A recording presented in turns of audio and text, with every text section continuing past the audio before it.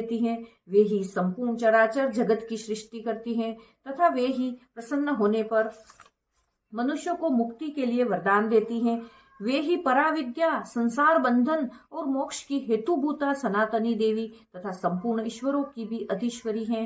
राजा ने पूछा, भगवान, जिन्हें आप महामाया कहते हैं, वे देवी कौन हैं? ब्रह्मन उनका आविर्भाव कैसे हुआ तथा उनके चरित्र कौन कौन हैं? ब्रह्मवेत्ताओं में श्रेष्ठ महर्षि, उन देवी का जैसा प्रभाव हो, जैसा स्वरूप हो और जिस प्रकार प्रादुर्भाव हुआ हो, वह सब मैं आपके मुख से सुनना चाहता हूँ।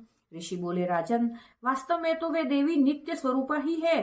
संपूर्ण जगत उन्हीं का रूप है तथा उन्होंने समस्त विश्व को व्याप्त कर रखा है। तथापि उनका प्राकट्य अनेक प्रकार से होता है, वह मुझसे सुनो।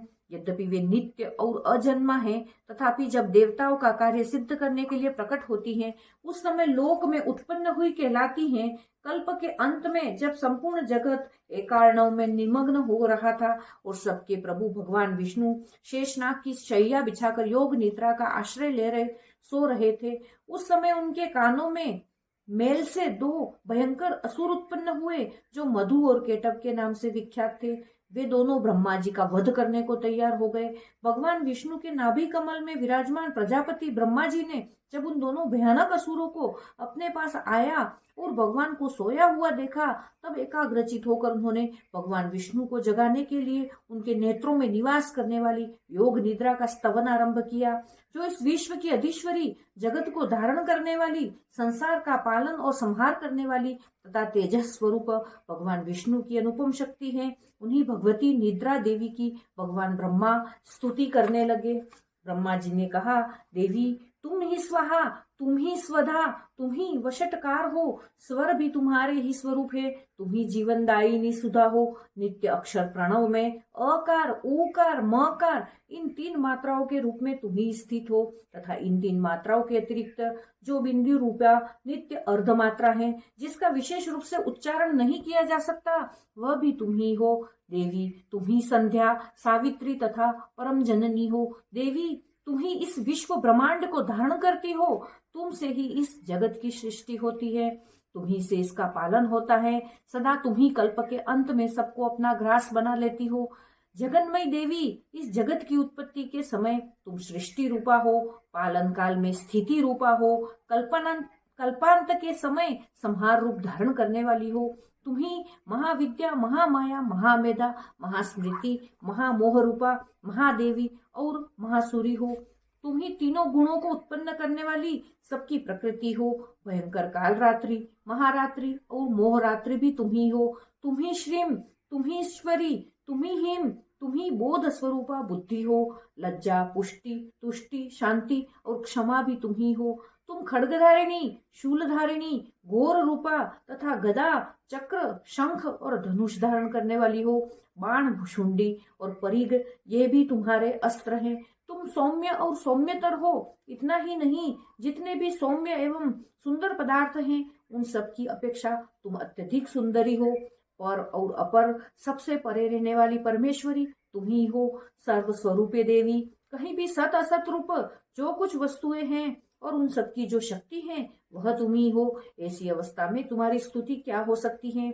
जो इस जगत की सृष्टि, पालन और संहार करते हैं, उन भगवान को भी जब तुमने निद्रा के अधीन कर दिया है, तब तुम्हारी स्तुति करने में यहाँ कौन समर्थ हो सकता है? मुझको, भगवान शंकर को तथा भगवान विष्णु को भी तुमने ही शरीर धारण कराया है, अतः तुम्हारी स्तुति करने की शक्ति किसमें है?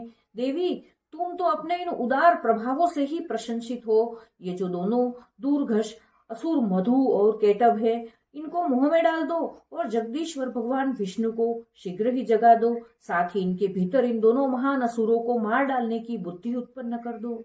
ऋषि कहते हैं, राजन, जब ब्रह्मा जी ने वहां मधु और केटव को मारने के उद्देश्य से भगवान विष्णु को जगाने के लिए तमोगुण की अधिष्ठात्री देवी योग निद्रा की इस प्रकार स्तुति की, तब वे भगवान के नेत्र, मुख, नासिका, बाहु, हृदय और वक्षस्थल से निकलकर अव्यक्त जन्मा ब्रह्मा जी की दृष्टि के समक्ष खड़ी हो गई। योग निद्रा से मुक्त होने पर जगत के स्वामी भगवान जनार्दन उस एकार्णव के जल में शेषनाग की शैया से जाग उठे। फिर उन्होंने उन दोनों असुरों को देखा।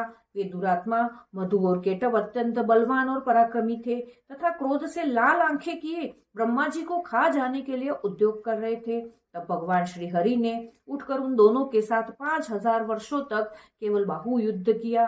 वे दोनों भी अत्यंत बल के कारण उन्मत्त हो रहे थे। इधर महामाया ने भी उन्हें मोह में डाल रखा था, इसलिए वे भगवान विष्णु से कहने लगे, हम तुम्हारी वीरता से संतुष्ट हैं, तुम हम लोगों से कोई वर मांगो। श्री भगवान बोले, यदि तुम दोनों मुझ पर प्रसन्न हो तो अब मेरे हाथ से मारे जाओ, बस इतना सा ही मैंने वर मांगा है, यहाँ दूसरे किसी वर से क्या लेना है। ऋषि कहते हैं, इस प्रकार धोखे में आ जाने पर जब उन्होंने संपूर्ण जगत में जल ही जल देखा, तब कमल नयन भगवान से कहा, जहाँ पृथ्वी जल में डूबी हुई न हो, जहाँ सूखा स्थान हो, वहीं हमारा वध करो। ऋषि कहते हैं, तब तथास्तु कहकर शंख चक्र और गदा धारण करने वाले भगवान ने उन दोनों के मस्तक अपनी जांघ पर रखकर चक्र से काट डाले। इस प्रकार ये देवी महामाया ब्रह्मा जी की स्तुति करने पर स्वयं प्रकट हुई थी। अब पुनः तुमसे उनके प्रभाव का वर्णन करता हूँ, सुनो। इस प्रकार श्री मार्कंडेय पुराण में सावर्णिक मनवंतर की कथा के अंतर्गत देवी महात्म्य में मधु केटभ वध नामक पहला अध्याय पूरा हुआ। बोलो अम्बे मात की जय।